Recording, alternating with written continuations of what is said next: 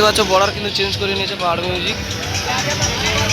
তো আগের বছর কিন্তু এখানে গাড়ি দাঁড়িয়ে ছিল, এই জায়গাটায় এইখানে কিন্তু গাড়ি ছিল।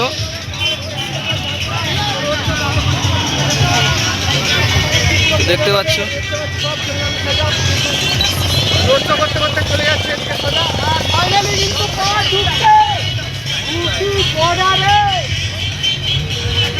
তো ইউপি বর্ডারে কিন্তু পাহাড় মিউজিক ঢুকছে, দেখতে পাচ্ছ ঢুকে গেছে।